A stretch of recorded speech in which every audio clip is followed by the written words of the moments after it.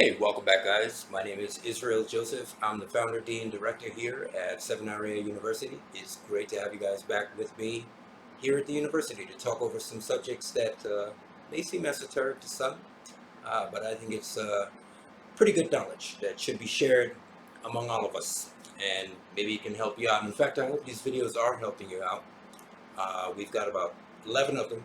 I think this is number 12, and it would be lesson number 8. And hopefully just keep going and going and going.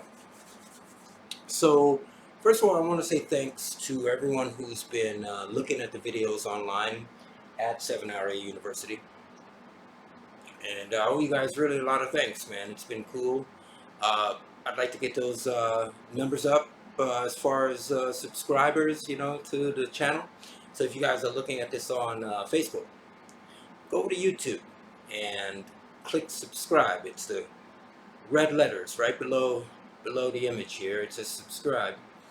Just go ahead and click that and become a subscriber at Sevenaria University. It'd be really great if you could be.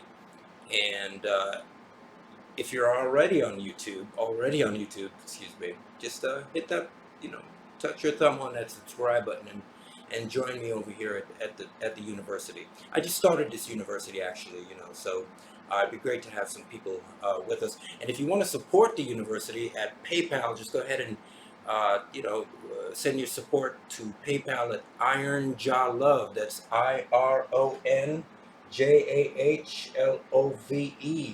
IronJahlove at gmail.com. Just in case anyone is wondering if they want to send any support to the university, and find us here at Sevenaria. So what we're going to talk about now is, first of all, thank you very much. We'll talk about the subjects we're talking about tonight, which is the pineal gland, the CHRISIM, and the chakra system, which is going to be, pretty phenomenal. I hope I can get through all that tonight. You are spirit, fire. You're the light of the world. And I want to talk about that tonight. Talk about how we are spirit, how we are fire, and how we are naturally then the light of the world. Okay, and I want to rephrase that. It's been said in the scriptures, but I want to bring it to a new understanding and talk about it in a different way. Well, I've made this diagram here tonight to help us along. It just shows a human being. It's not a male or female. It's just a human form. It's the the form of the human being, and the spinal cord is shown. Okay, the chakras are indicated. Now I've made a blow up.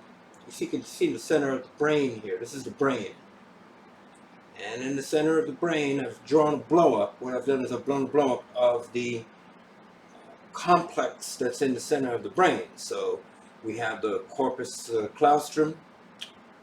We have the pituitary gland here. We have the hypothalamus. We have the pineal gland, and we have the olfactory bulb. This is the cerebral cortex. The front of the brain, and this is the skull. This blue would represent the fluid, brain fluid. Okay, and this is the pituitary gland. So I want to talk about this. What this is. You see a little track running and 2 arrows going, one going down and one going up. And I want to talk about this, what this all means, as best I can. Probably do a couple videos on this. Again, if you want to send any support, it's IronJahlove at gmail.com. Okay? And we'll be right back.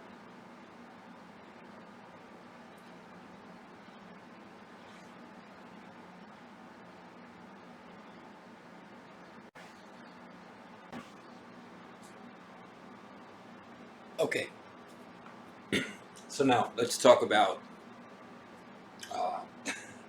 over here. All right. So, what is the nature of life? What is the nature of life? Now, you've heard these expressions many times before. You are the light of the world.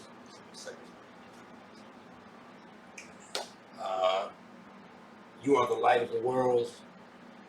A candle that is lit doesn't be, no one puts a candle under a bushel that's lit. Um, you know that he said in John 8:12, I am the light of the world. Yes, he said that. I'm the light of the world. And then he says in John 12:16, believe in the light, become sons of the light. That's John 12:36. John 12:36. Believe in the light, become sons of the light. All right, so I'm here to talk to you about the light and what's going on with the light. So, what is the nature of life is what we're really talking about tonight. Where does life begin? How does it start? Where does it come from? What is life? Well, let's talk about that. Life, as it's known to the scientists today, is basically breaking down to something called a Higgs boson. And excuse me if I'm spelling that wrong. I believe that's the way it's spelled. But a Higgs boson is a particle, okay, that distributes light.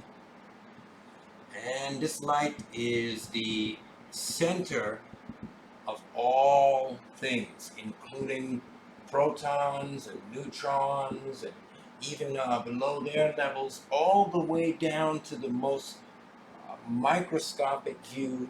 We have these particles, and these particles are particles of light. They're particles of light. Literally, light capsules encapsulating, obviously, information.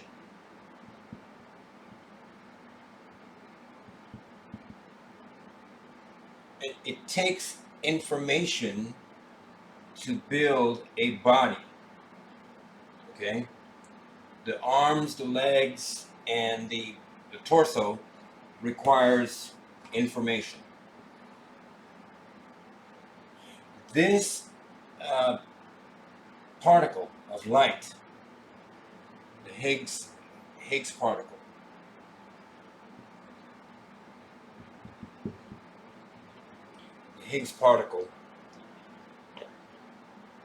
is the surface level foundation to life.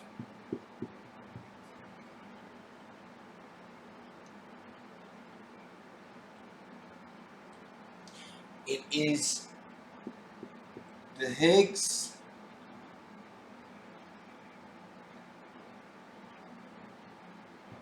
and then there's the force.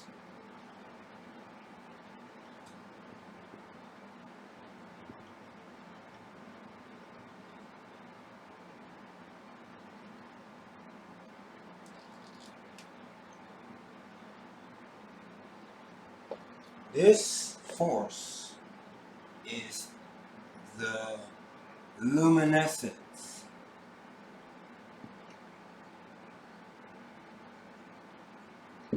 Luminescence of the cosmos.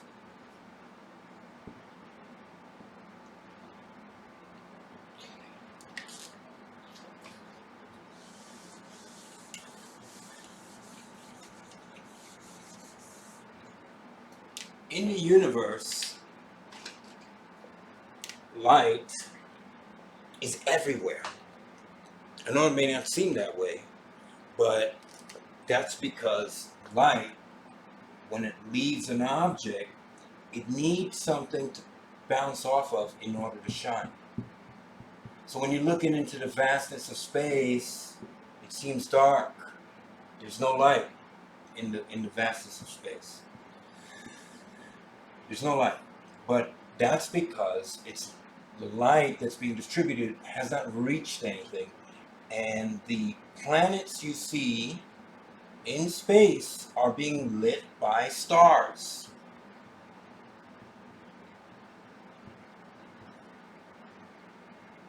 Are lighting planets.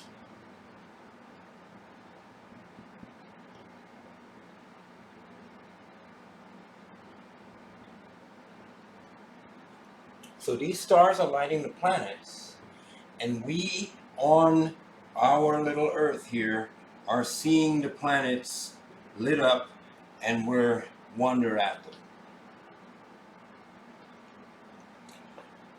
The light that escapes these bodies and goes into space as well is realistically a bunch of waves, right? Because what's happening is that these planets, these suns are putting off light waves. And when they touch a planet, they're activating the properties of this planet. Now, what's the difference between putting heat and light on mushrooms?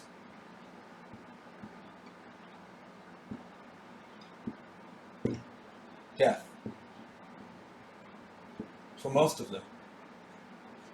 My point is that if you look at a surface level thing like a mushroom, and then you consider everything below it that gets activated, then you understand that the entire planet's being activated. The entire sphere of an object is being activated by light. Okay, the light is there's no doubt that this is happening because we can see the effects of heat, radiation, and of course, the obvious. And this is then carried off into space, right? It's then carried off into space. That light is refracting onto a planet and then carried off into space somewhere.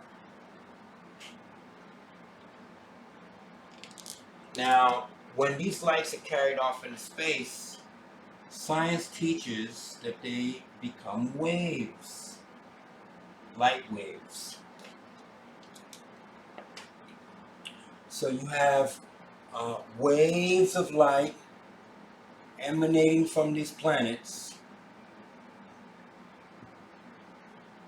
from these suns, I'm sorry. This is a sun.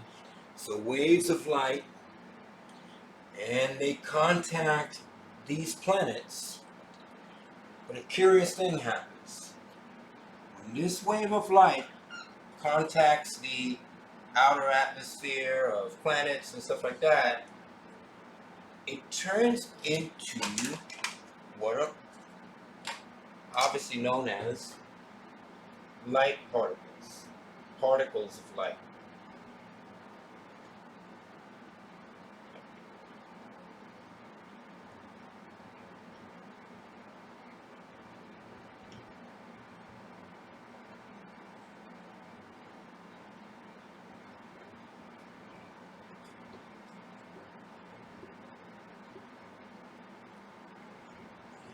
And these light particles, why, they rain down on whatever is in their way. They show up as waves, and then in the end of this wave,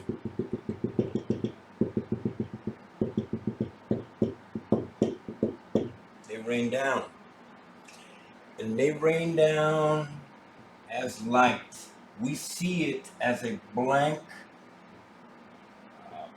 vision where we see trees growing, in the mountains, in the foreground, and the sun, and the houses on the hill, and all. We see, the birds in the sky. we see a vision that these particles rain down onto the planet, right?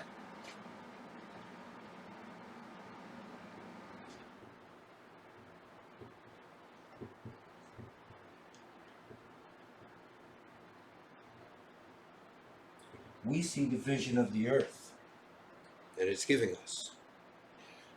And this vision is created not just by the existence of matter, but it is created by the light itself. Because as the light rains as particles, it is inhabiting the very foundations of what is now being called the Higgs particle.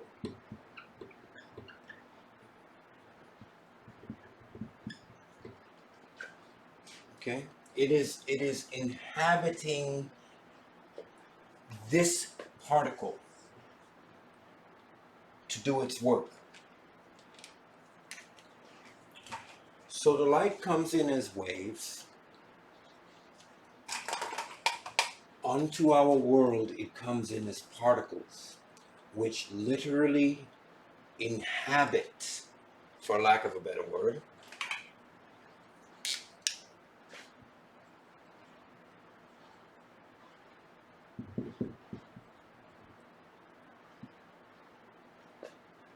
inhabit the nuclei.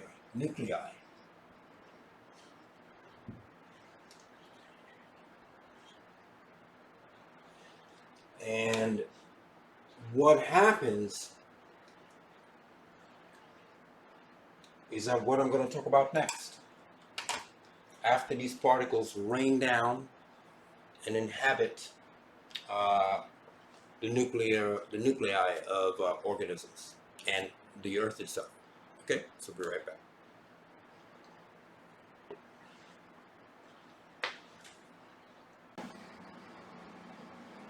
Okay, so like I said, we're talking about light waves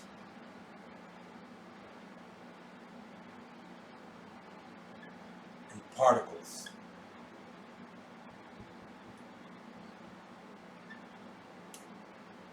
Okay? Why are we talking about that? Because as we said, when a sun produces light waves, they enter the planet it contacts as particles.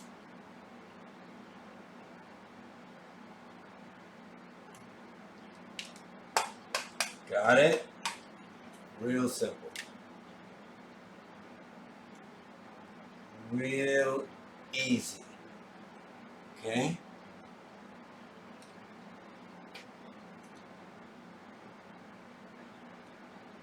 I'm going to have to put that all out there like that. Right in the middle.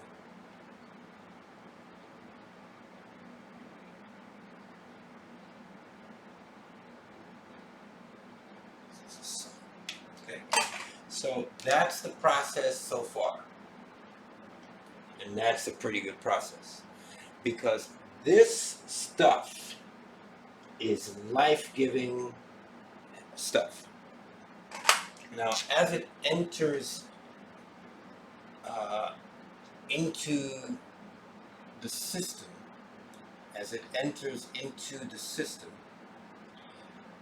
just as it passes the initial atmosphere,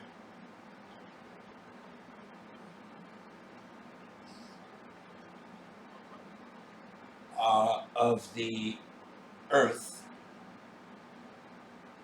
it continues to proceed down to other atmospheres, such as the lower atmospheres of the Earth, obviously, but the skin, the top surface levels of uh, uh, forms of matter.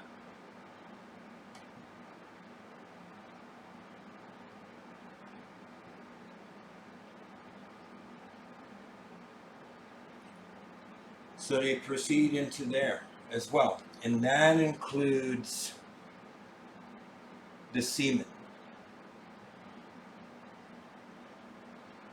and the eggs. Women and men.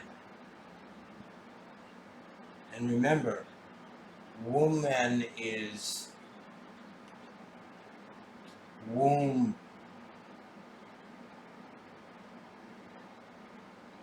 man. Remember that. Womb, man. This is the man. So we have an understanding that when these ancient scriptures refer to man and man and man, don't take offense, because it's both man. This is man, right? So it penetrates the semen, the light, okay? I am talking about light, and the egg. Particles, light particles.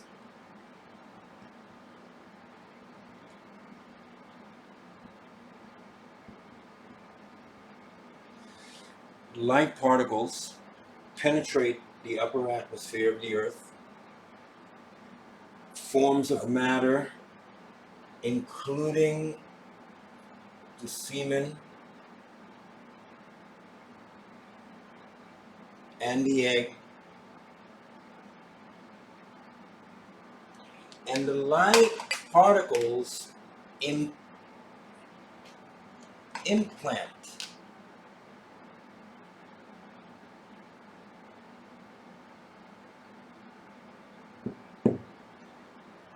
themselves into these parts of matter, because until they are, like, say, at puberty,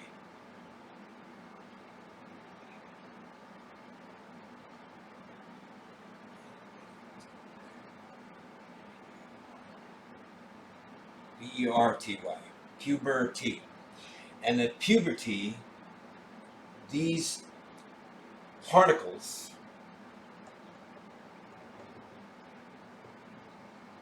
can implant. Okay? So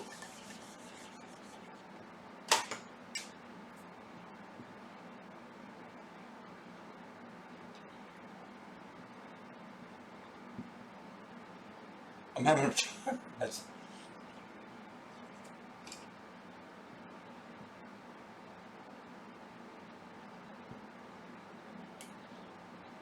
why am I having trouble spelling that word?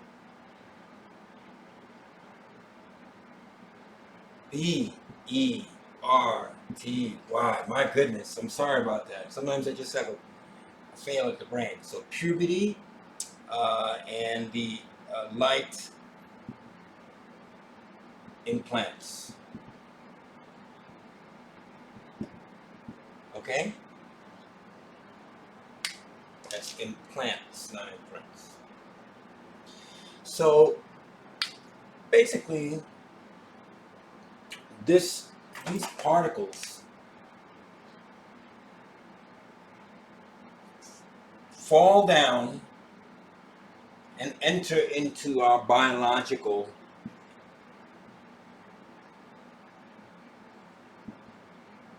makeup.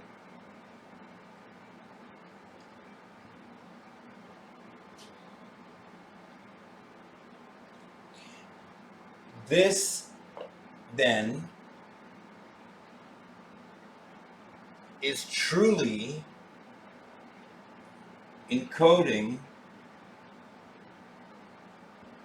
DNA and is the foundation.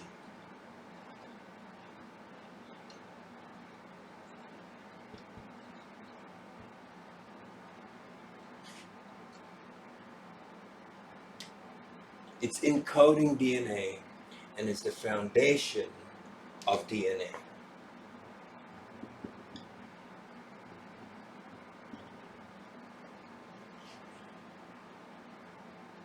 So you are here in the beginning. You're here.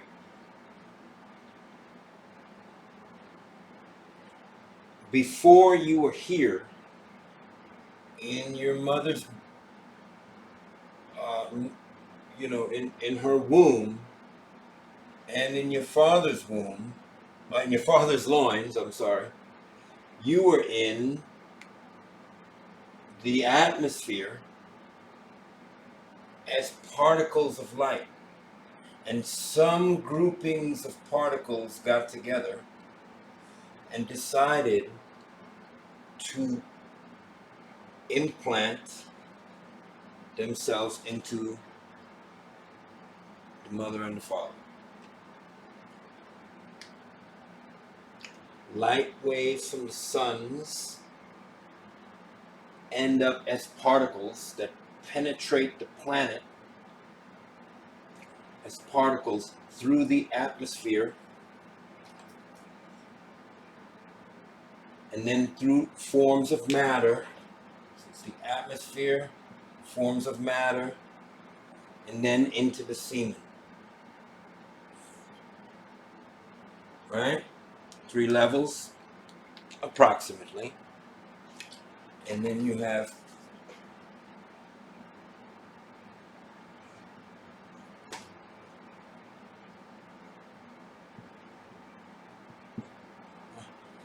how I had so much trouble spelling that word before. Brain freeze. You have puberty, where the light implants into the egg and the semen of man at puberty. So at puberty, the semen picks up a light particle. The egg picks up a light particle. Right? Follow me so far?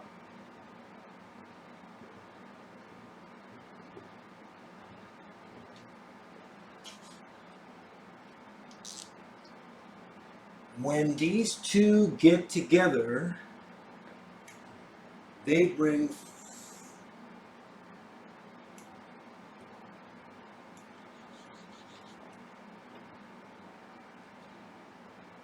(24) chrome each. Chromosomes. C will stand for chromosomes.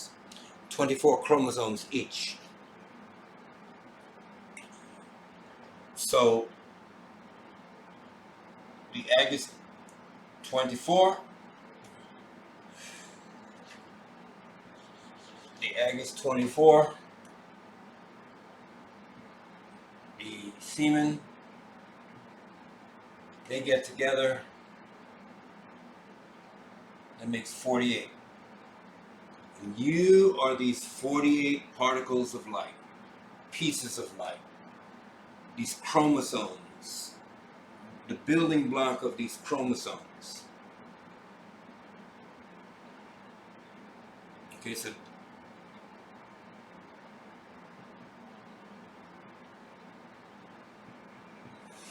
now I just wanted to establish that light is the essence.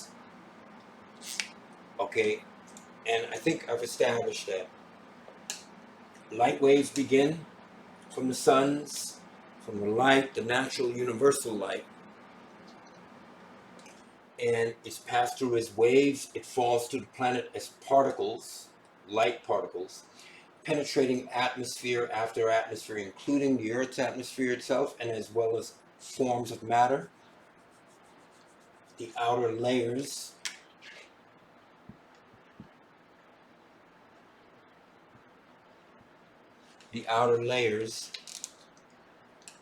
and then all the way down into the reproduction.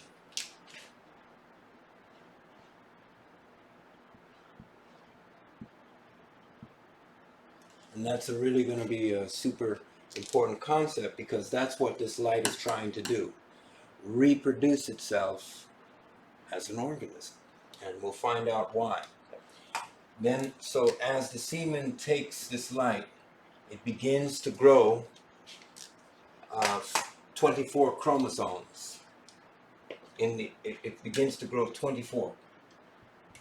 It was a show called 24.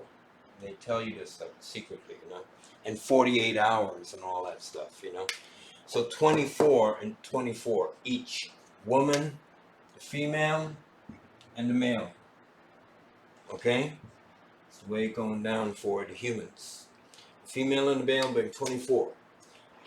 Female and male bring 24 each. They get together, having intercourse, sexual intercourse, and they have a baby that now has not 24, but 48 X and Y chromosomes. Okay? That's what's happening. But what I want you to understand is, in the end, we're dealing with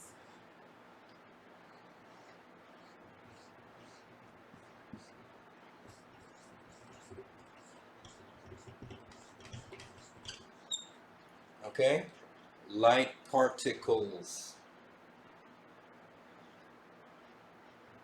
Okay? So because we're dealing with light particles, we have something to talk about as far as light particles go. And that's what we're going to talk about in specific, because the light waves and particles, well, we can get right into it. What does it mean that we are light and particles? What does that mean? Okay, so we've established that we're particles, and we become implanted into the reproductive system of our peoples, and we're born. It changes our DNA. Okay, we're talking about encoding DNA. Okay, and we're talking about the 48 chromosomes for the building blocks. So light does all this, but what does it mean that light does all this? All right, let's talk about that. We'll be right back.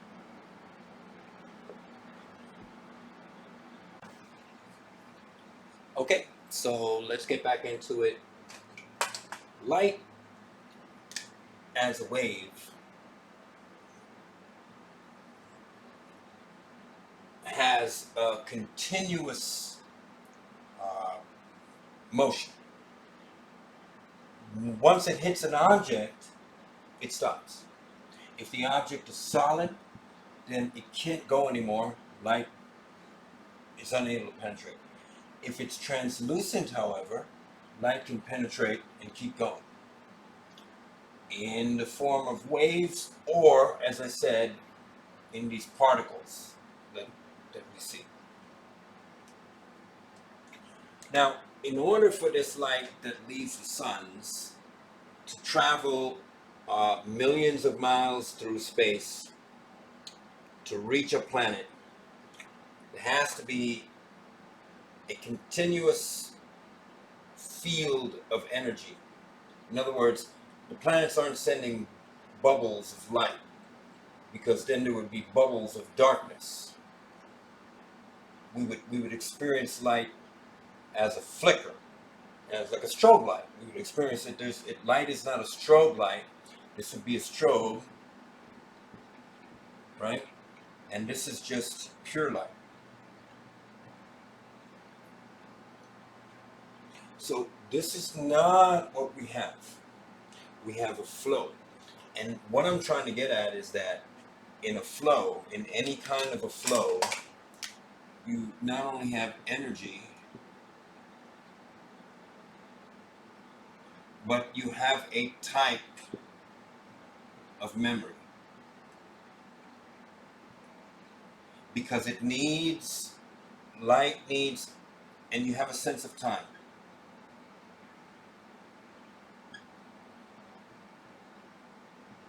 Because light needs to be going at 186,400 miles per second and continue at that rate until its destination.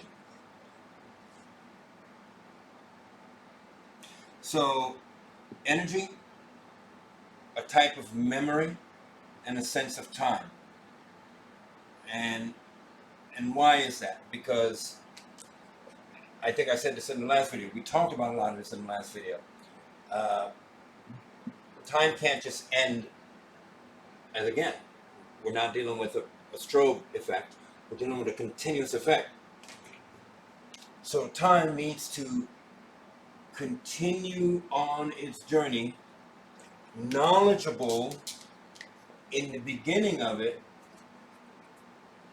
In the beginning of light, light needs to, this is light waves, need to continue on their journey with the knowledge that they're going to end one day. That some place they're going, that they're going to end and they're going to turn into these particles. And these particles have a mission.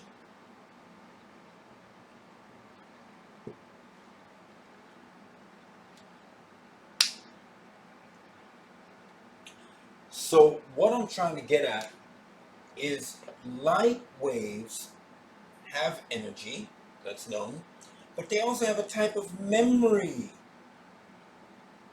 They remember where they came from, and they remember that they have to go somewhere. Now, people may say that's not memory, that's just a matter of fact, a matter of physics. Well, we are a matter of physics, are we not? And my memory works as well as it can. And my memory relies on an electrical charge and relies on a light focusing deep into my hypothalamus. And it's light focusing there. So, type of information that light contains, in other words, light contains information.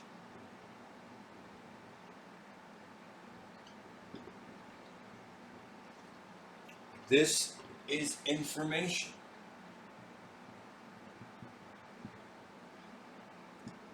So it's like an information highway, a luminous information highway through the universe.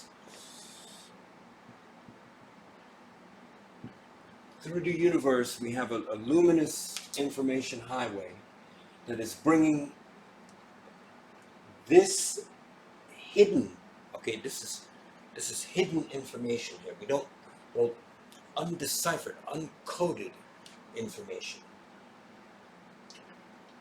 to be turned into particles, each having a code.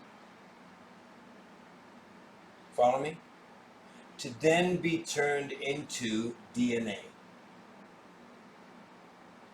which is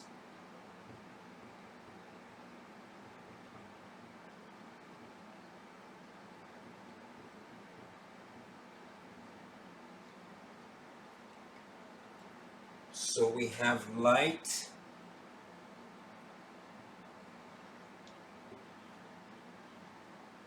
information,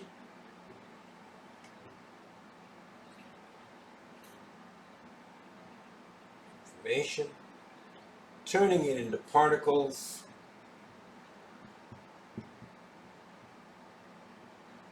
of information.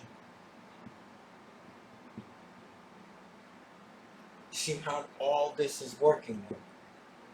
Down to the DNA, which is information, and they marvel why, but they forget this connection here.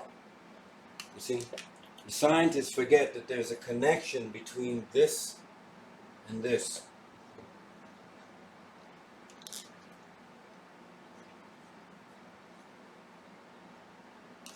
And then this results in you.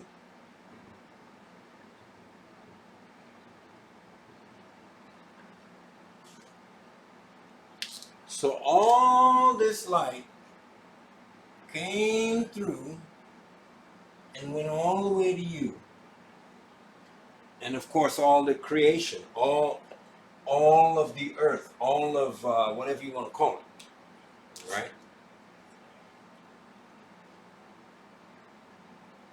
So there's information in the light particles, which is going into the body. Now, as I said, that information is being kept inside the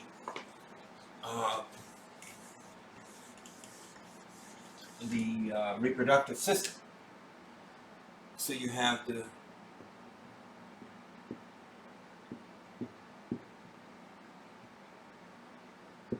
reproductive system containing info from that light,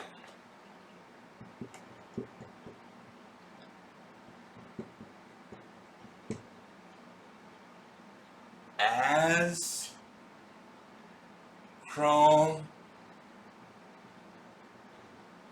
chromosomes, as DNA information,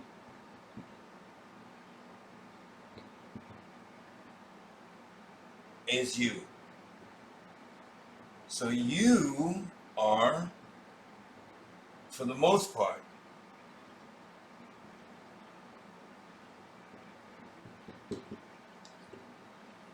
now flip that word for a minute.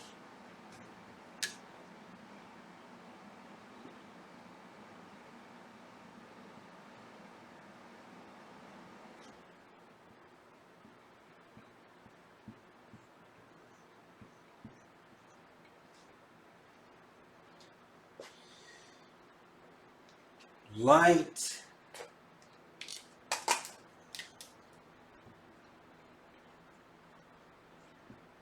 has in form or forma, so it's gone in to form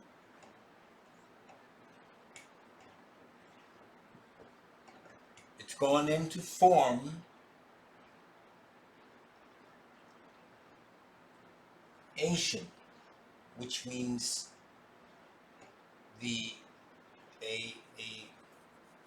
it's a suffix, a continuation, an action. So it's gone in to form, to inform, right? Your DNA. It's going in to inform your DNA. So the light, because information is being brought, light is consciousness.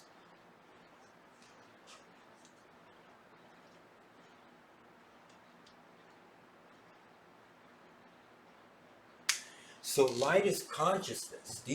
These particles have information in them. And it makes you who you are. It tells your body how to grow. Now,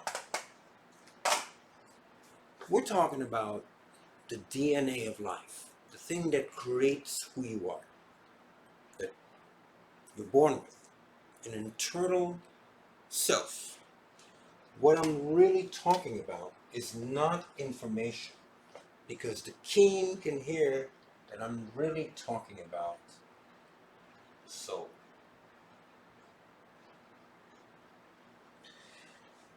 You are born with a soul because light is consciousness. It has a mission. You may think you are you, but you aren't. Not you. You are not you. You are the amalgamation of this light, consciousness, appearing on Earth.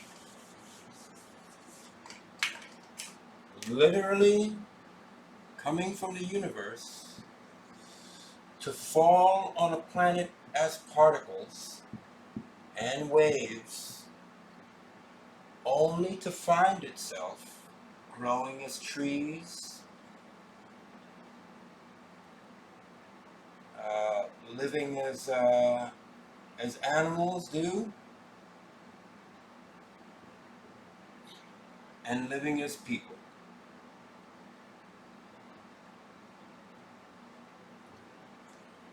This light, as it falls on this particular world of ours, is finding that its light is developing into these creatures.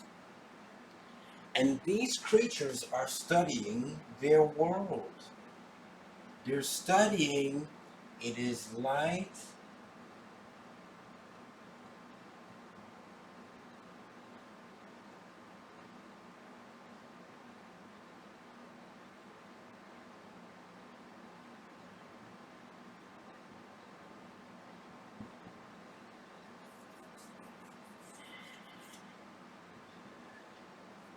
Light's study of itself has resulted in the sciences. So,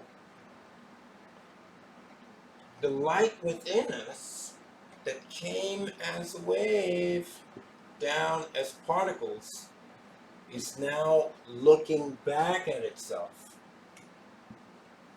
It's not looking back at itself. It's now wondering at its own self. It was able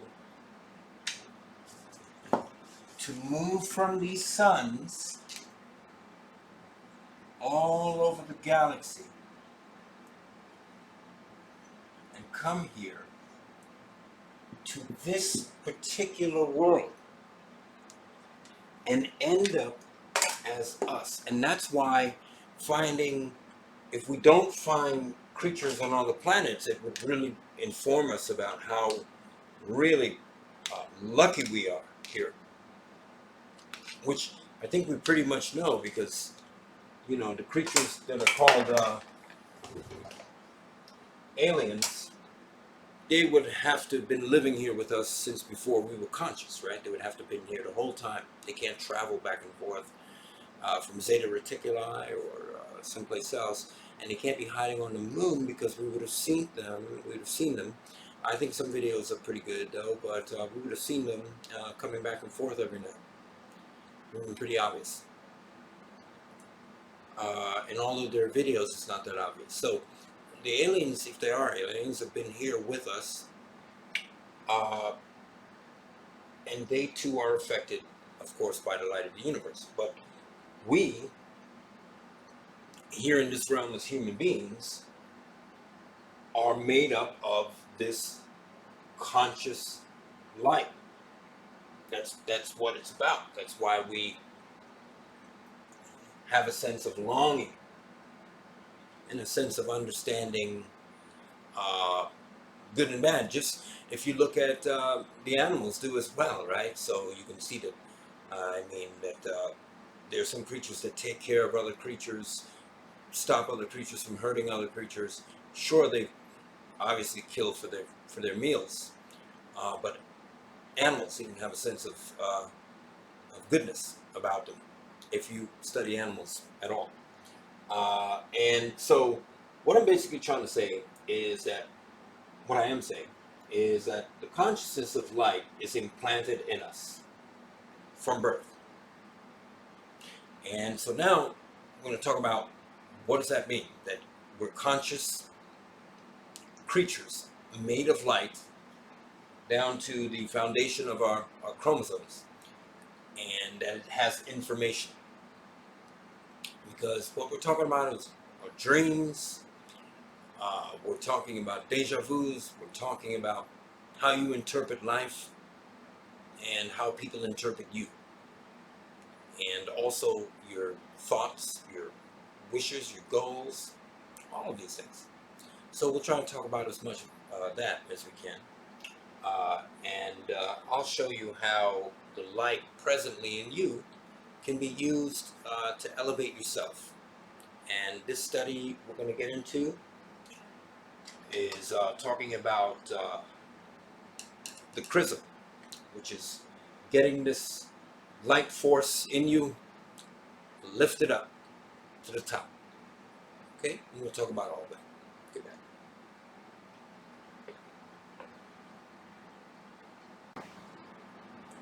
Okay, so let's talk about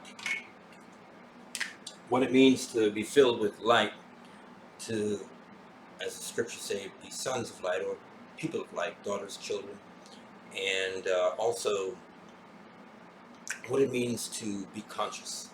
Okay, so as I said, we established that the light comes from the planets, rains down as particles onto the earth, and gets into the semen and the egg. As far as Sevenaria University is taking you with this understanding, okay? That the orange represents light. So as it equals the 48,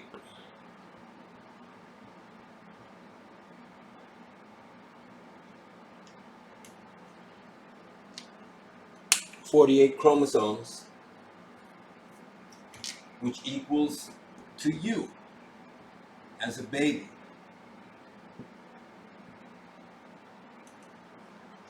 But once you hit puberty,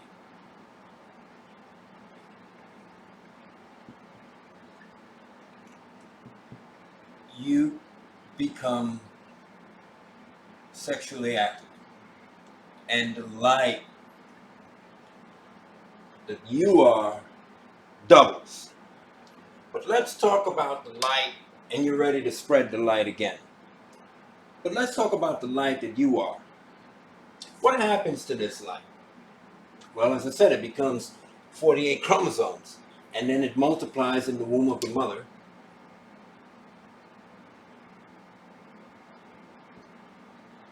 And then it becomes a fetus, and then it becomes a baby, right? And this is how babies are born.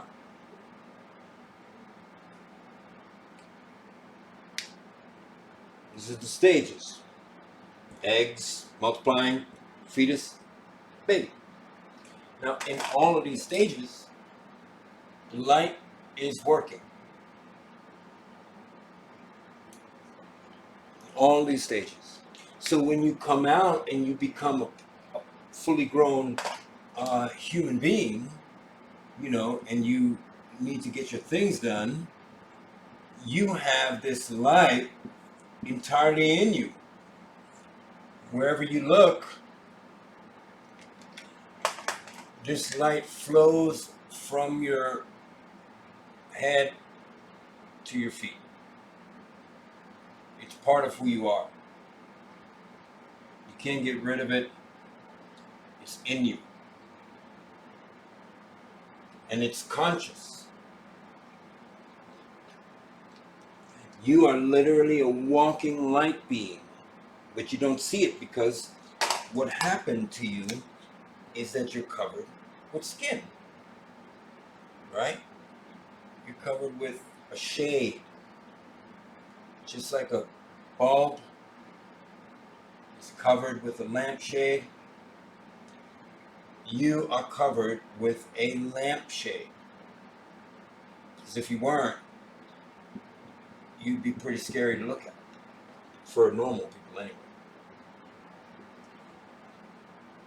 So you're covered with this lampshade, but you're really light all through. Not the veins are not light, but the things that make up the veins is what I'm talking about.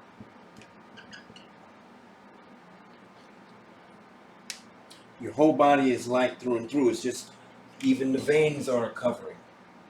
They are a covering, a lampshade. Your body is made to be like the shade of a lamp, covering this light that is in you. And the biggest shade you have is your head, because of what resides in your head, which really is the first particle you were. I'll explain how that happens. This particle is residing in a place known as the pineal gland. The pineal gland, okay? This is you can see what I've drawn here, okay? I've reproduced, here you can see that this is the complex that I've reproduced here, okay? But I'll go ahead and show you that on this complex, you can see that there's an organ here called the pineal gland. Now, this would be where your eyes are. And this is the cerebral cortex, okay? So, what you're looking at is the layout of the human brain and what was originally called heaven. The human brain, right in the middle there, is something called the thalamus. This is a light projector, if you will. I drew it here as kind of a screen, just to simplify the idea of what it is. This eye, the pineal gland, is a hidden eye. It was recessed into the brain maybe thousands of years ago. But what it does is it processes light that is passing through this membrane, as we talked about particles, and it processes those particles, and we imagine our thoughts here. So it processes the particles and it projects thoughts into this arena.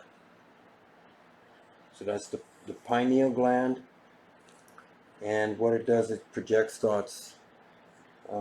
It projects light thoughts like a projector into this theater, which is why we have thoughts. So on my diagram here, light comes through the head, contacts the pineal gland, and then enters the hypothalamus as a vision.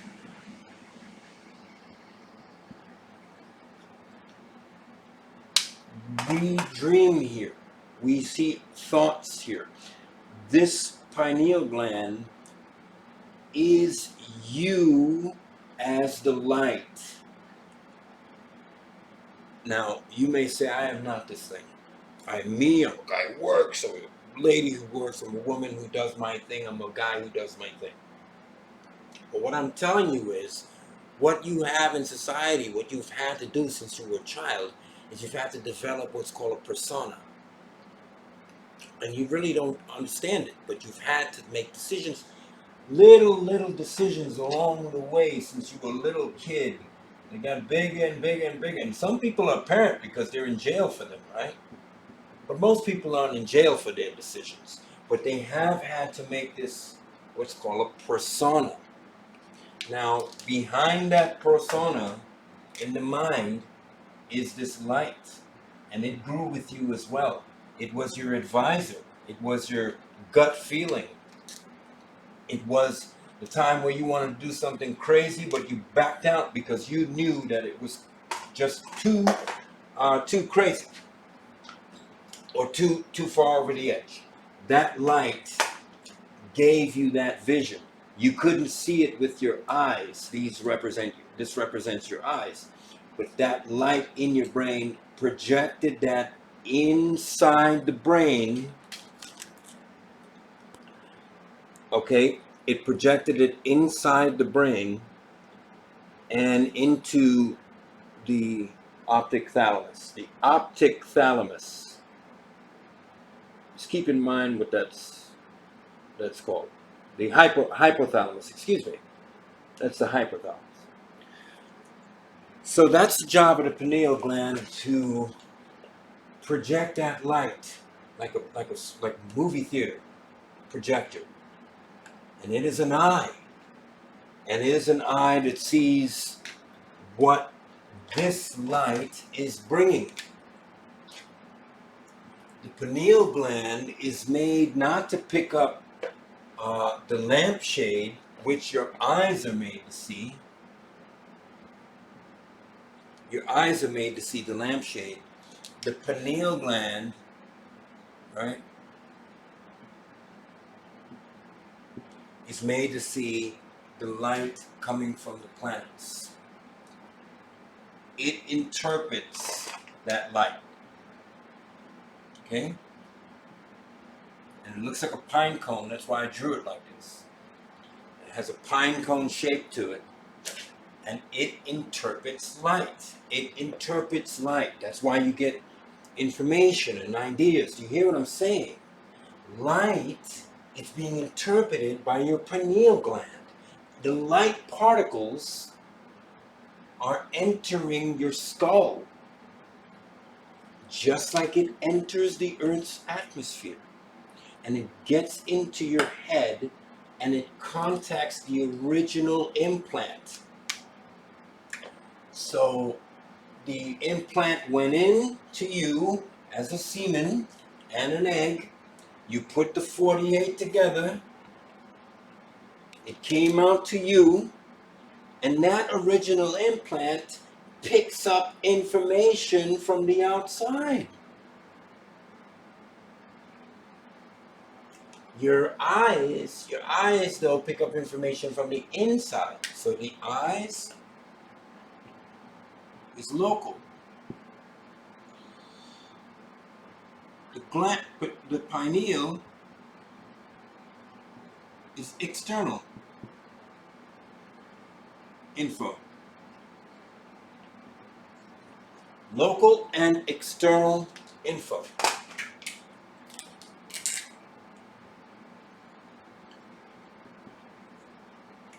The pineal picks up literally waves, light waves.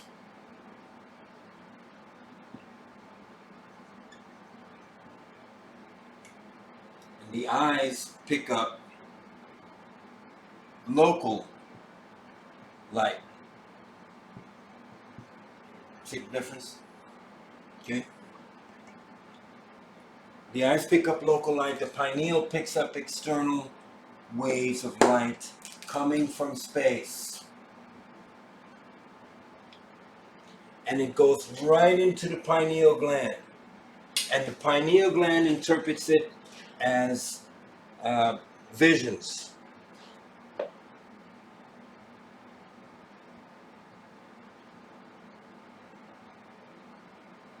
And a feeling of oneness.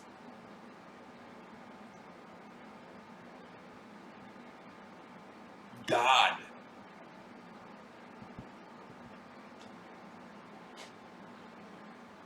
And it truly is God, because the light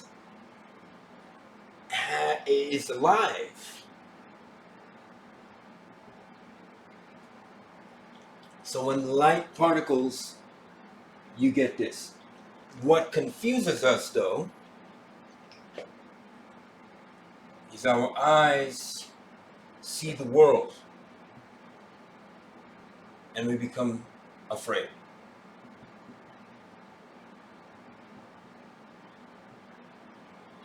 And we do stuff that's not in accordance with this light. We forget the light. You know, we can only see the world. We forget the light. We ignore the light. The lights is on, but we ignore it. Okay. So now we're going to talk about what this light does for you if you don't ignore it. Be right back.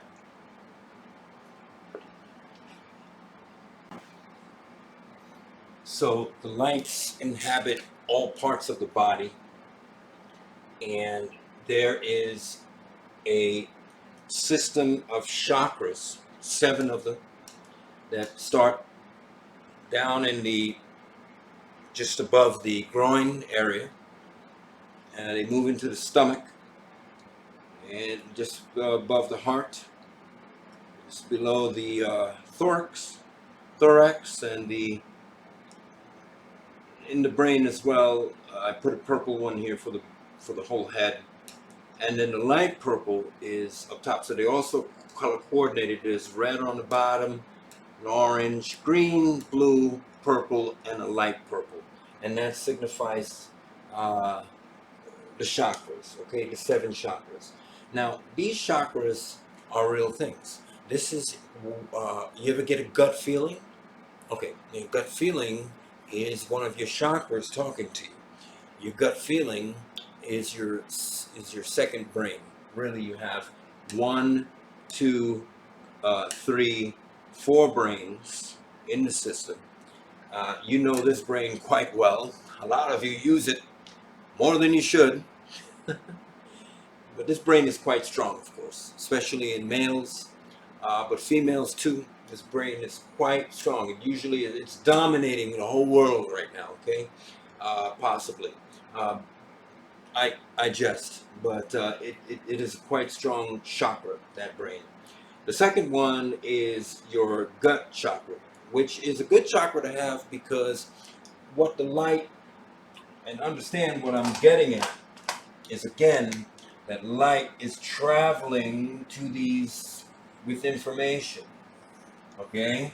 Now I know I said it was your head, but I'm telling you more now that these light waves are reaching other parts as well. Okay? Because I told you that you are light. When you were born, you were light, and that the light started here, but that it infested your entire system. Now, what happened is it built suns. So you have suns, right? And they're called chakras. Now, proceeding. So the light enters as waves, and then as particles, right? Into your system. So these particles enter here and they have a certain amount of information for this, just like they did when you were born. They have a reproduction information.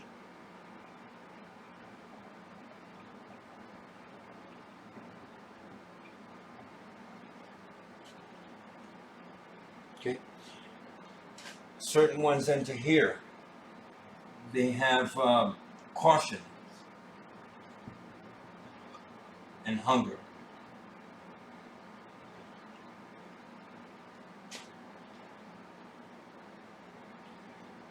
Light waves that enter into here, to this chakra.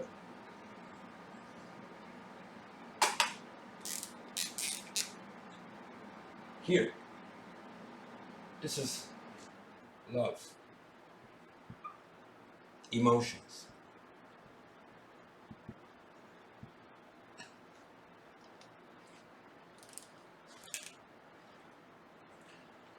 the waves that enter here into this chakra here.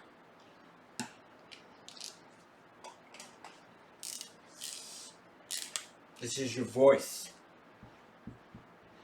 who you are.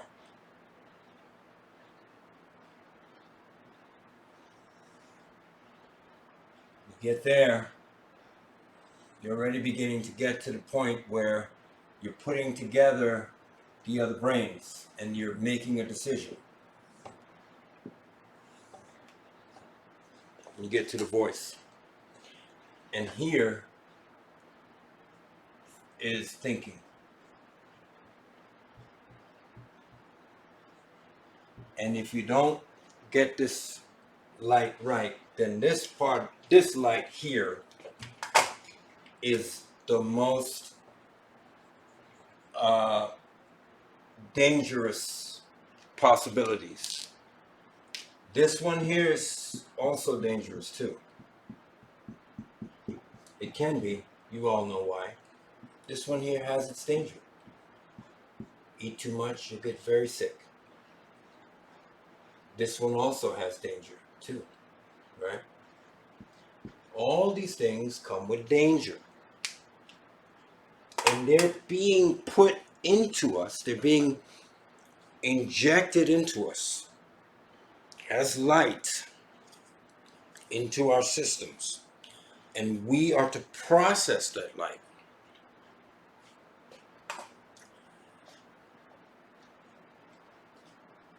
All of these things are physical feelings to conquer. The light gives us motivation. We see, or for instance, if we love and emotions, we can imagine the person in the pineal gland. We can't see them. Maybe we can see them, and then both imagination and seeing contributes to the light being allowed for reproductional organs or sexual organs. The same thing with everything else in life. Food, emotions, and how you express yourself. If you think before you talk, if you think before you eat, if you think before you have sex, if you think before you even think, in a sense, you get better. But if you don't think before you do these things, then you get worse. So light is indifferent. It's the force with information.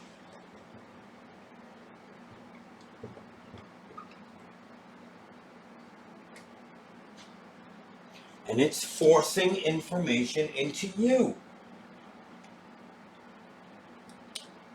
Okay? Now, as it goes into you, it settles in these chakras, as we talked about. Okay? And what then happens is that it begins moving around the body, the human body.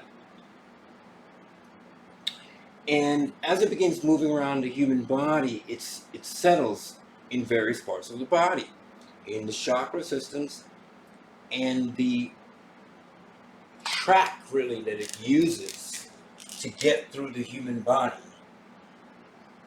is the spinal cord. You see I drew one there. It's the spinal cord. And this has 33 vertebrae. The little things here, the little pieces of bone that connect the spinal cord are called vertebrae.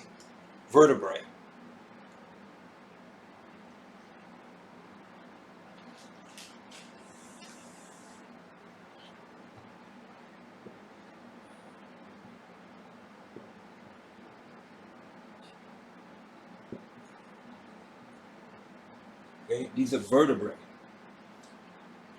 And they go all the way down to something right here, as you can see on this diagram, called the coccyx bone. This bone is fused, and it's 5 of them. 5 vertebrae.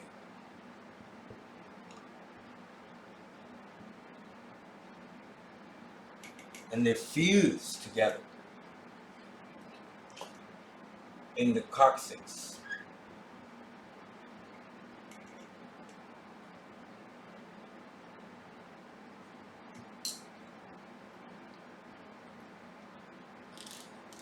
And so that's the way the spine is made up. Now, inside of the spine is what amount to, now, what we're going to look at is the spine. So the spine is here. And you can see it goes down to the coccyx we talked about. But inside the spine, that's the way it looks. If you were to look, you know, going down, if you were to look down the spine this way, down the bones, you would see this. Okay, so this is looking down into the spine. And there, whoops, sorry, this is upside down. And there you have what we need to look at. This thing here called the central canal is where the spinal fluids ambulate, where they go back and forth. And there is literally gray matter, more gray matter in your spinal cord. See that? This is the gray column. Okay?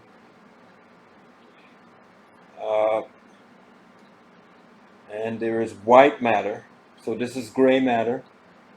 And then there's white matter. So bone and brain matter in your spinal cord.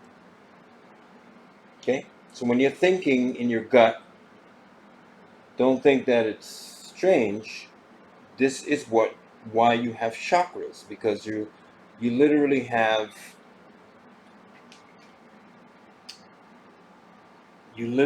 gray matter in your spinal cord. But I want to talk about the central canal, because that's where the fluids go into.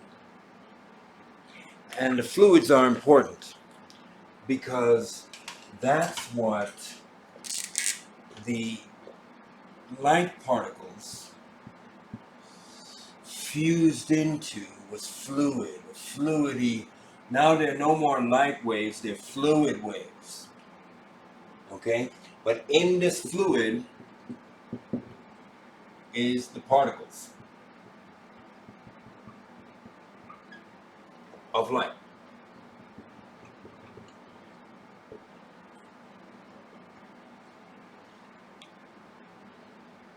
And this fluid flows up and down the body.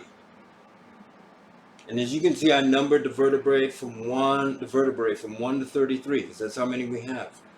So you can see it's 1 up to 33. Mid chakra, throat chakra, head chakra, crown chakra. Now, what I'm going to talk to you about is how you can use the light waves that turned into particles of light, that turned into fluid in the body, and what it can be used for if you're conscious of it.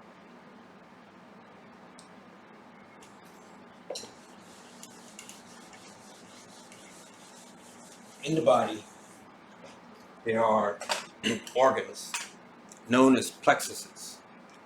These plexuses process blood, they process fluids, they process generally all of the fluids in the body, and they redistribute blood. One of the more important ones is right behind your heart and your stomach, and it's called the solar plexus. And actually, In some cultures, it represents Venus. In others, it represents the actual sun. As I said, it's your second brain. Some that are really in tune to it call it their first brain. It is your second brain, and it does give you that gut feeling when you feel like something's wrong or something's right, right? So these fluids pass up and down these plexuses, but what's more important, as we talked about, okay, they pass through the spine, down into the spine, to the bottom.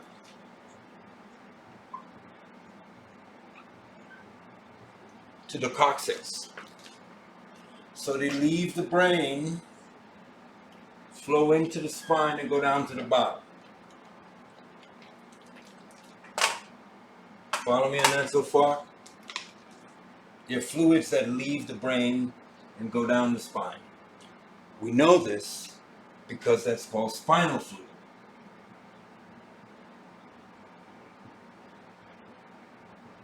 As opposed to spinal tap, which is what you need if you want to get some of this fluid. That was crazy. So the brain puts out this fluid, sends it into the spine, down into the spine, down to the coccyx, right? So we got this fluid down there. So what is this brain fluid, this spinal fluid stuff? Well, it actually contains the light. It contains DNA.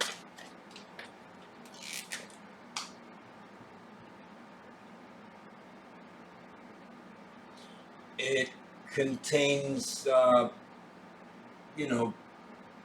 healthy blood.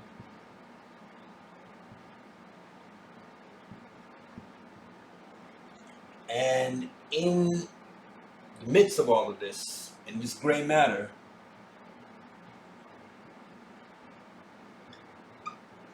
just like your brain is gray matter,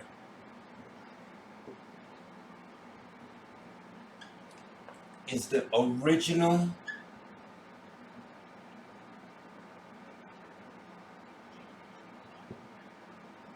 light.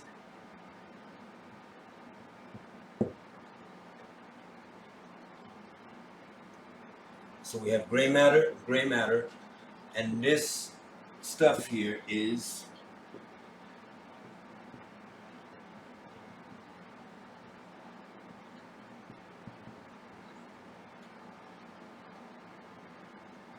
so from the brain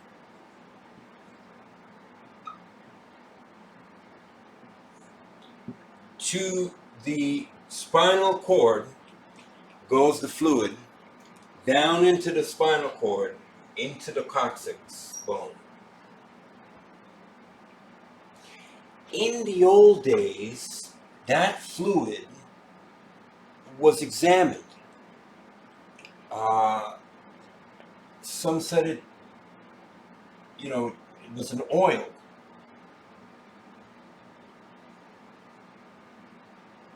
That there was blood, but there was an oily substance mixed in, or an oily film mixed in, that had a smell like seawater. Now this is an ancient teaching.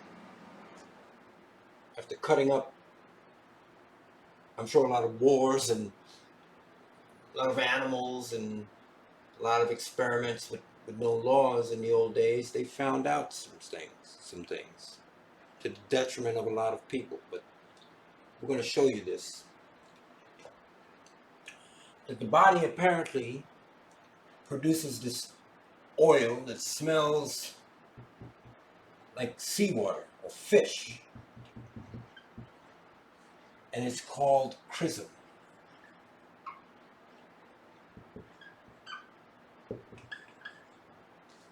It's called CHRISIM. The Greek for Christ.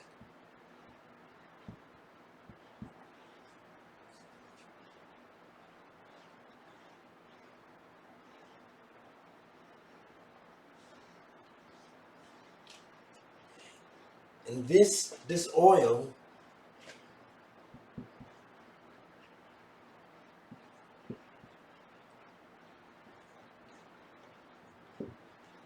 flows down the spine, and usually because of the heat of the pelvis is burnt up. Now when I say the pelvis, I mean like sexual urges. Burns this oil. It's an intricate part of semen, the oil. And it's an intricate part of ovaries fluid.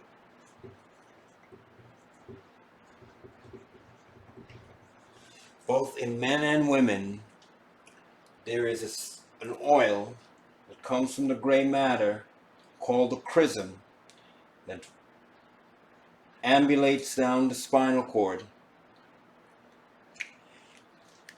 and usually gets burnt up by sexual or strong desires for a sexual release. So over here on the graph, this fluid makes it down the spine, this CHRISIM. But how is this CHRISIM even created? How is it made? Well, in your brain, there is something called the clausum.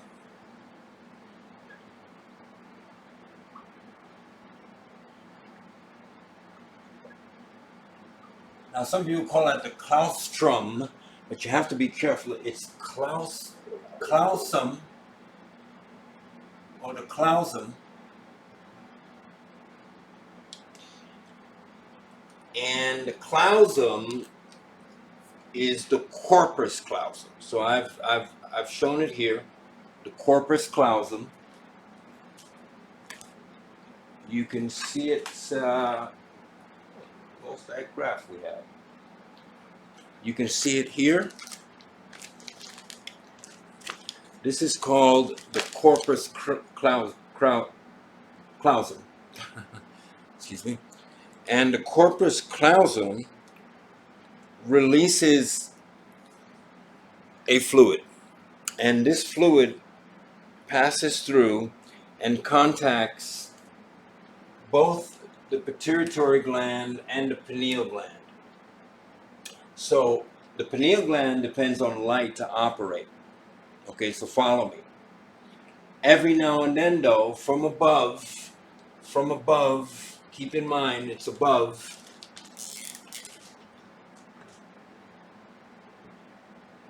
and I'm going to show you something cool, comes this fluid down to these two.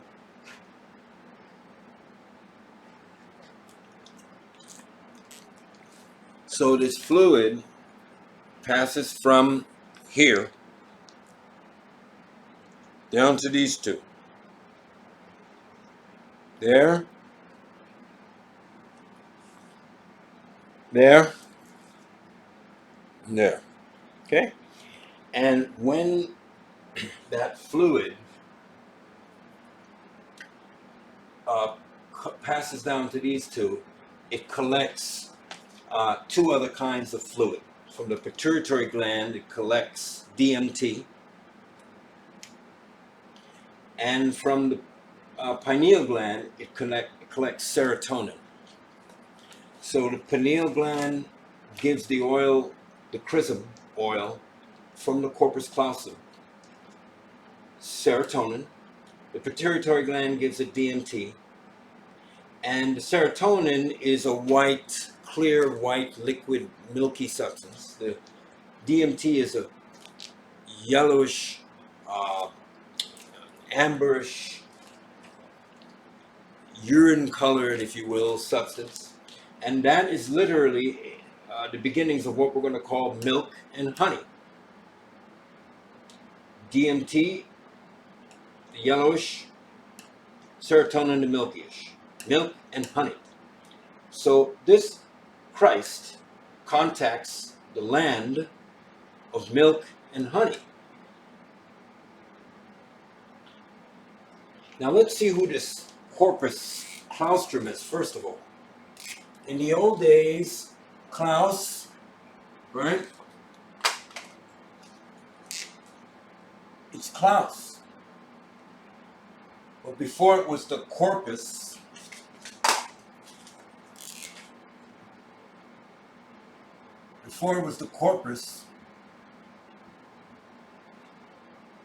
it used to be the Santa, the saint.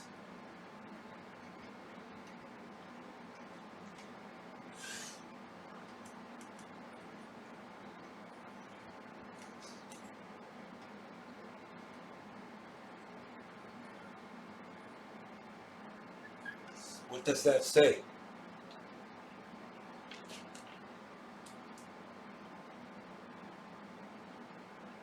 If I put that in brackets, break up the word, that says Santa Claus. Santa Claus. The corpus claustrum is the chimney above the head. And it brings the goodies down like the Santa Claus down the chimney to the brain to meet with the good people who leave out non-plate of cookies, but what the Santa Claus really likes, milk and honey. See, people leave milk and cookies.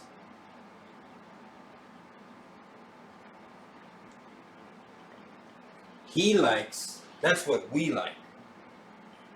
The Santa Claus, the real Santa Claus with the oil,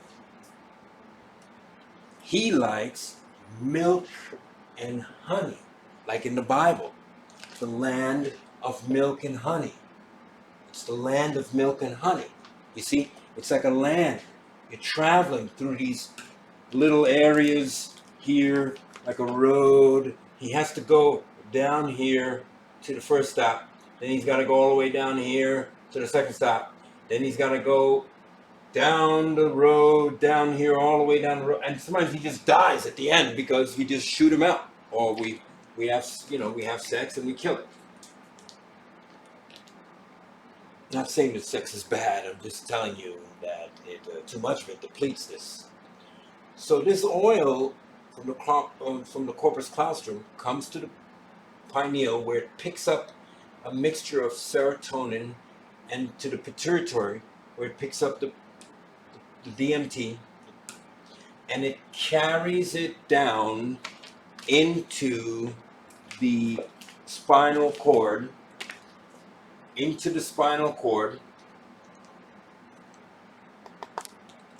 down into the cord, down to what is known as the sacrum.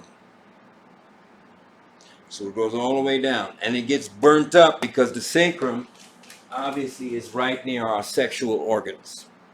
Now, this oil, the ancients understood, needed to be saved. It needed to be protected and saved, not burnt up in the sexual act indiscriminately. For the purposes of spiritual awakening. If you were interested in a spiritual awakening, you want to save this oil.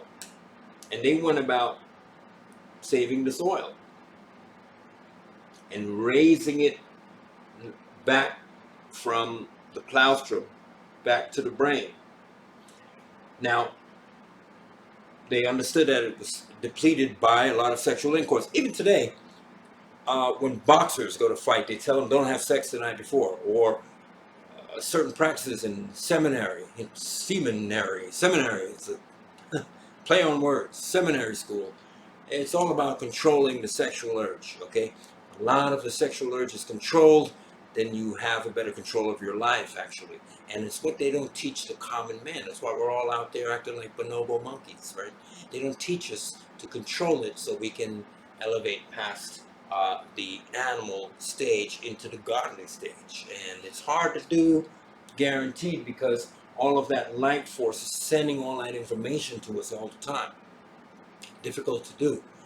You have um, Saturn and Mars are very sexualized, warlike planets that are charging us. Taurus, the bull, the constellation of Scorpio, very, very sexual planet, constellation of lights. But it's also warlike. There's a war and sex and war and violence is all heaped in together. We can see our society is very suffering from that. Now, here's the cure. Raising the CHRISIM. Because this guy needs to have his CHRISIM raised.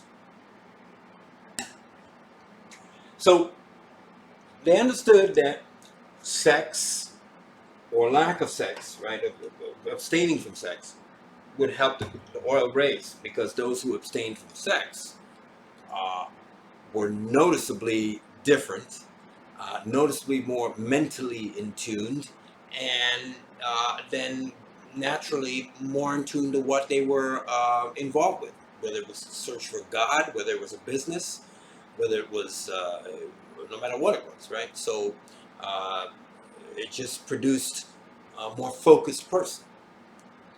Now, this is not for everybody, but this is part of what's going on out there in that big world with a lot of people that are conquering this world. You wonder how they're doing it. So this oil, then, they understood was an important oil to preserve, and they started setting about techniques through breathing, tantric practices, exercise, denial of the self, fasting, prayer, chanting, dance, self-flagellation, all sorts of stuff to enact the raising back. And this is what's really important.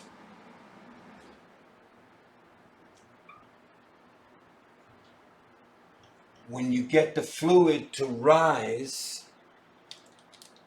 up to the brain again. And that's what this represents. The black arrow represents the fluid going down, and the orange, the fluid going up.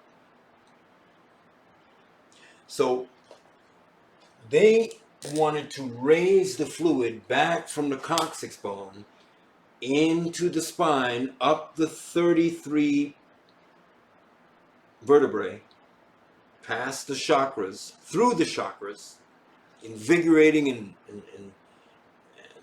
watering the chakras, bringing this back up through the channel, back up to the brain. And the technique was that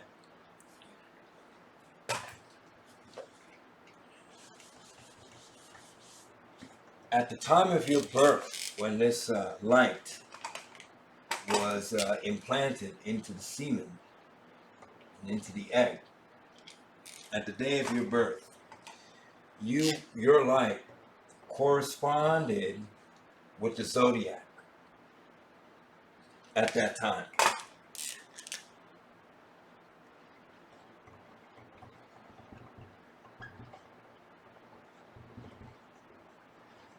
So your zodiac light was super important, because it was important to find out what the lights were like on the day of your birth. What was going on. And that is because they understood naturally, like we talked about before, if the planets were all in a certain position, then so were their lights. and they were shining down to get you and a few other people out of the womb at that particular time. And so that's what your light was. So they understood that this light, in order to be raised back up into the brain, had to be done somewhere around uh, your, your birth month, your birth time. So there were two ways of doing this. One was waiting till the sun changed the sign it was in a particular month. So say it was in let's pick a sign, Leo, and then it goes to Virgo. So as the sun was transiting this sign here, its transit through this sign, right here was a special time. That was a special light. These few weeks, say from the 13th to the 17th to the let's say 24th.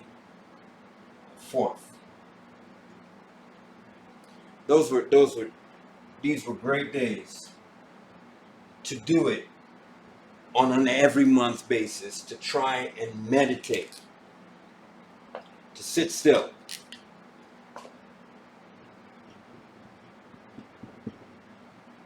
No sex.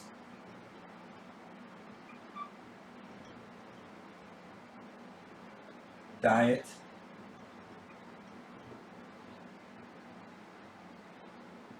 And thinking. Of course, meditating.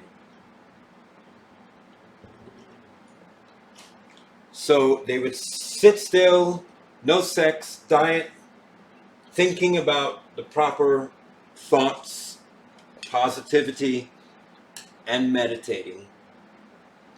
And through that, these ancients would lift this oil back to the complex where it came from. Now what would happen is, as it got lifted back to the brain, it would pass into the brain and be illuminated by the cerebral cortex, which then would be able to feed the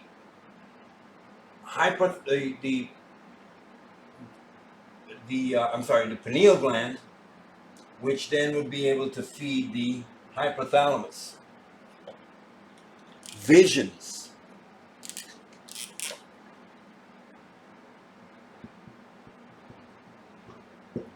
Were gotten this way. So they brought the oil, they found out the day of their birth, and approximately every month when the signs were changing, and they sat within these couple weeks from the 13th to the 24th, or on the day of the birth,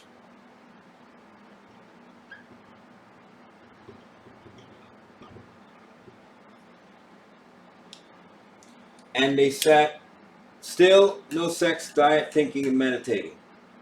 Control about their diet. They control their diet, control their thinking, and medicine. And that brought the oil from the spine up to the cerebral cortex, which illuminated it, which is literally called being crucified. It's crucified, you see? Brought to the crucified oil. The pineal gland picks up this. When the oil is crucified, it becomes vaporized. It ascends to heaven. It ascends to heaven. And the vision, it is allowed into the Holy of Holies. So we have the hypothalamus um,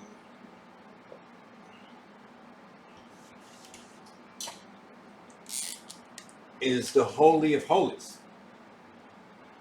This is the Holy of Holies, right? That's where the oil finally ends up as a vision.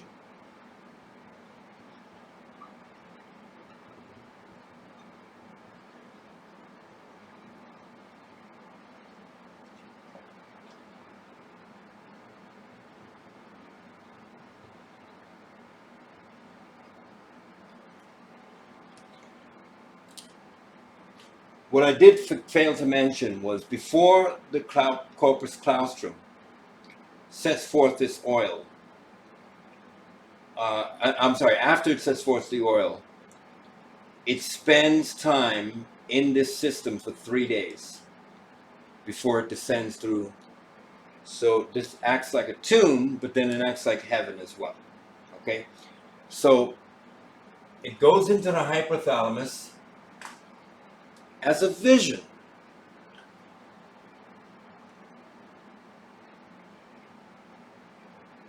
And that's how we get our visions. Because the hypothalamus is here. And we're seeing what it is teaching us. Now, if you spend your time absorbing bad light, you're going to get bad visions. Bad light, bad vision. Bad information, bad visions. Bad direction. If you absorb good information, you're going to get good visions. Your oils are going to function better. If you are concerned about your diet, your mode of thinking, if you meditate, control your urges. This is called complete illumination. This complex, when it is illuminated by the oil, is complete illumination.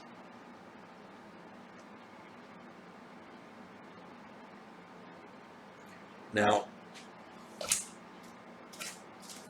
what I want to do is bring the optics a little bit closer so you guys can see.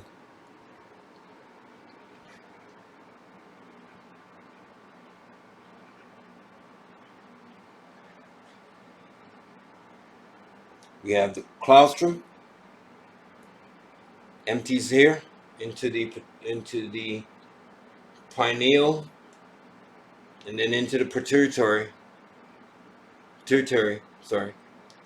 which spends 3 days, and it travels down to 33, and then it goes back up again, if you're successful, back up here where it becomes crucified into the cerebral cortex, flows into that lovely place, comes down back into the eye, and the eye projects the vision.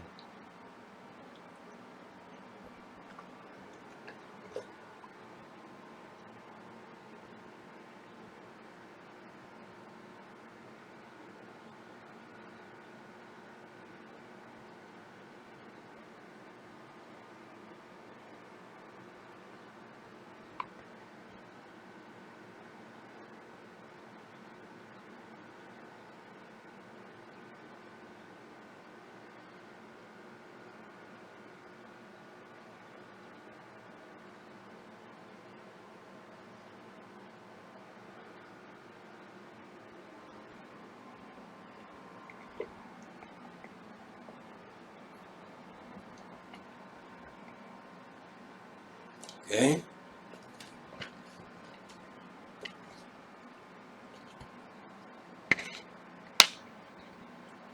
Okay. So that's what's happening. So what can you do with that sort of thing? What can you do with this CHRISIM? Well, this CHRISIM is the secret to life. I'm 51. I'm going to be 52 in February. And I feel great. I feel really good practicing this sort of meditation. Raising the chrism gives you visions. And I'm not talking about earthly visions like money and all like, hey, I can go bet on the horse races. No. Visions about the self. And that leads to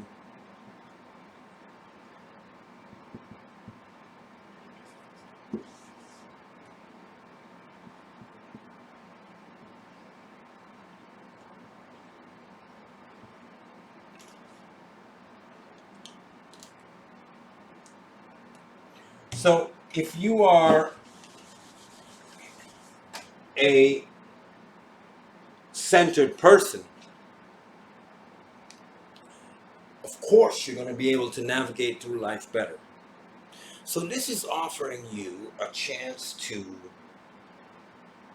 raise your, as it's called, the chrism, understand yourself better, interpret the light of who you are, because remember, we started out saying that you are waves of light. Interpreting the light of who you are as particles and getting to know yourself. Why? Because there is a heaven, and it's here. It's in the wave. And your job is to get back there by filling your head with information. If you fill your head with information, then you're going to get back to the wave when you die.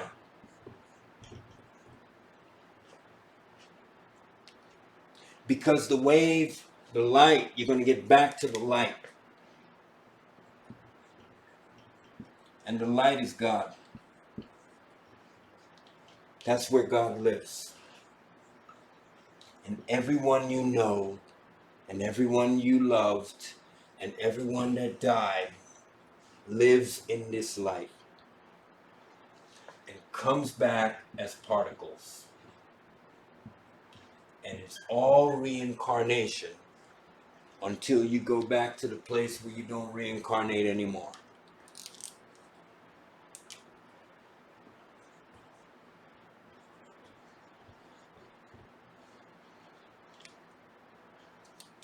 But before that, you've got to go through and all the other dudes.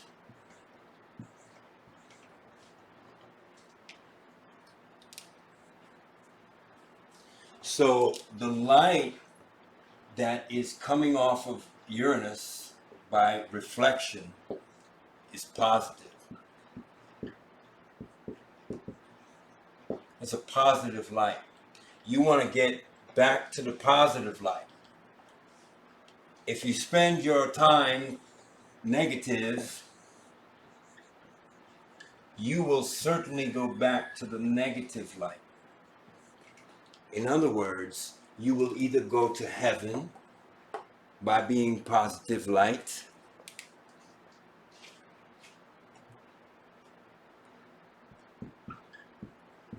or you will go serve Saturn by being a negative light.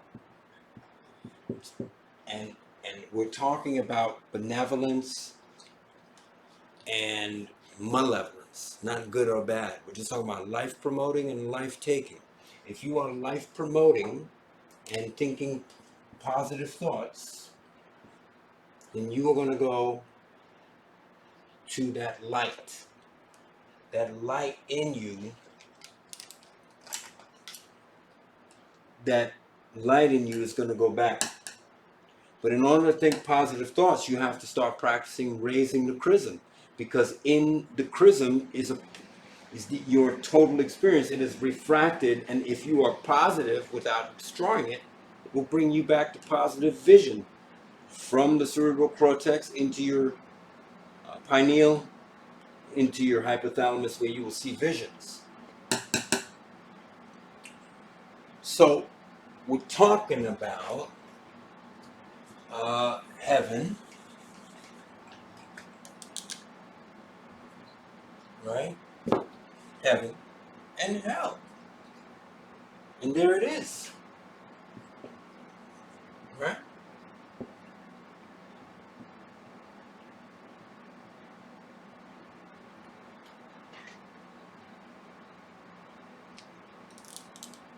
And that's it.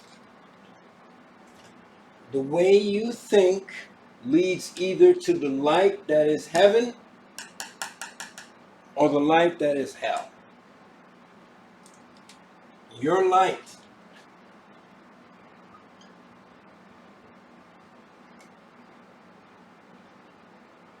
and how it fills the chrism in you. What kind of chrism do you have?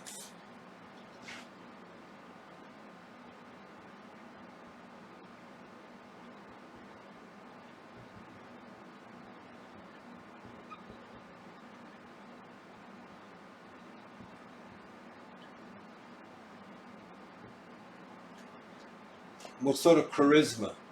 Charism? What sort of prism? What sort of chrism do you have?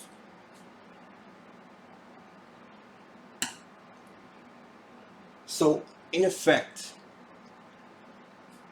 the pineal fluid, the brain fluid, brought back to the brain to be reprocessed through meditation, is really the way to gain a measure of control. So you are, in effect, spirit, fire, and light. Because you are born of light, you are the fire within, burning. And therefore you are a spirit. You are a living spirit. You shine. You're shining. Now how you shine, that's up to you.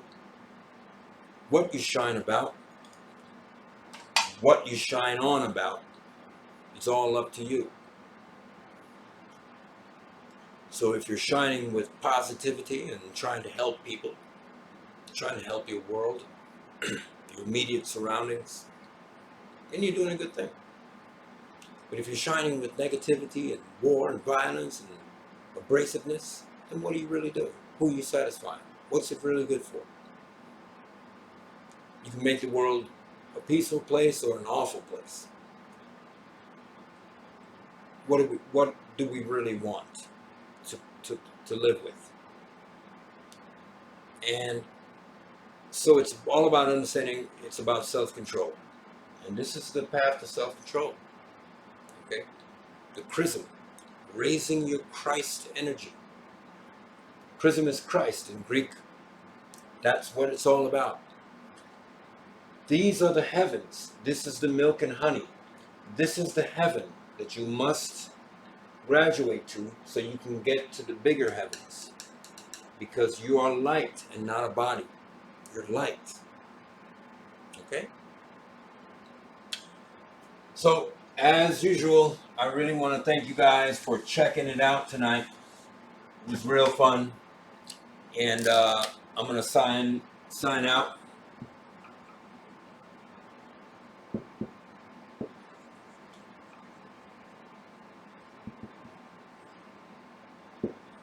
And what I'd like you guys to do is go over to YouTube and check me out over on YouTube. Please go over and click some subscribe for me. Also click the bell icon because I'm going to be releasing these videos periodically, and I'd like you guys to have these videos when they come out, okay? And know about it as soon as they come out, because I always have upcoming videos. So I want to say I appreciate you guys being here. I hope you learned something tonight. I hope I explained it correctly, which I did, but there's a lot involved, so I'm probably going to have to do another one, and I will. But I do hope that you did learn at least a little bit about who you are. You're light. You come from light waves, light particles falling on this planet, literally grow into us and everything else you see. And that light is information. And that information can be processed if you abstain at certain times of the month and certain times around your birth. If you abstain from certain things and concentrate on bringing the light in your body together, and the oil is called a CHRISIM, up to your heavens. And it can be done. So I'd like you guys to try and experiment with this and let me know how it goes. Let me know. Okay? So I appreciate you being here tonight with me. My name is Israel Joseph. I am the founder, dean, director, and professor here at Sevenaria University. And I want to thank you guys so much for being here, man. We'll do another one next time. Okay? Till then, peace and love. We'll see you soon. Thanks again.